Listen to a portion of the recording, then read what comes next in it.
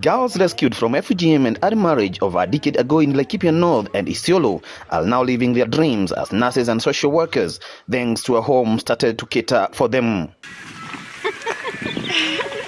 The over 40 girls went through counseling after learning away from the abusive and retrogressive culture and found a home where their lives changed drastically. Nilikuwa rescued 2012, nikakuja huku juu ya FGM na early marriage. Nikaletwa huku nikasoma, nikamaliza primary, nikajoin high school in Nyahururu. Nikamaliza form 4, nikapata C, nikaenda KMTC kufanya nursing. Sasa nimemaliza exams na ngoja kugraduate December. Mary Lekruto, a social worker at Kipsing in Isiolo, says that while it not for the rescue home, she would be a mother to many if she never found a good Samaritan. Kwa majina naitwa Mary Lekruto. Nimekuwa rescued by One Mode since 2010 na hadi sasa ndipo kwao. Nashukuru, sema asante kwa maana wamenisaidia, wamenitoa mbali. Kama si wao, otherwise ningekuwa wapi. After getting education, she is now giving back to the community by sensitizing parents the importance of educating girls instead of marrying them at a tender age. Mimi ni kuwaelimisha, kuambia kupeleka watoto shule ni vizuri. Juu huko ndo kama ulikuwa unataka mtoto wako aelewe, maybe upate ng'ombe ama malivo, akisoma ndo atakurudishia na utapata mingi atakuliko hizo.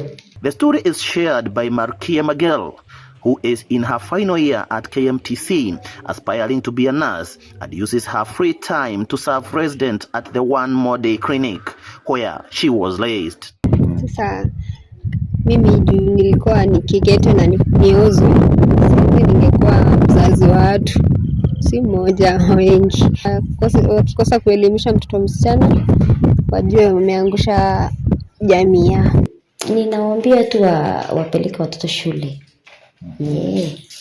Na wasi wasichana hao wakuwa wadogo kama hawajafikisha, kama hawajamaliza shule. Wakati huu kile tunafanya ni kujivunia, tunajivunia kwa sababu wale hii project, wale watoto ambao tumekuwa tukirescue, kuna wale sasa tayari sio watoto na sio wasichana wadogo. Sasa hii they are professionals and working in different places, and we are humbled by the fact that most of them didn't run away from the community.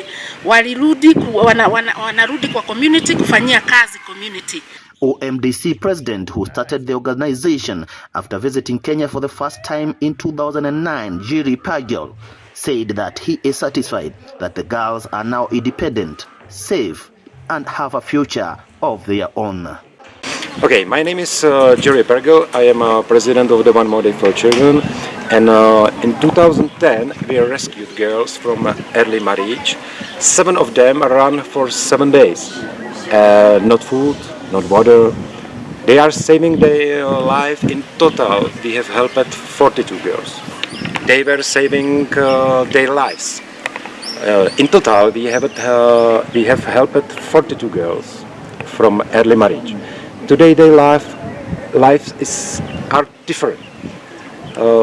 They are safe. They go to school. They have the future. That's it. This is why we do this work.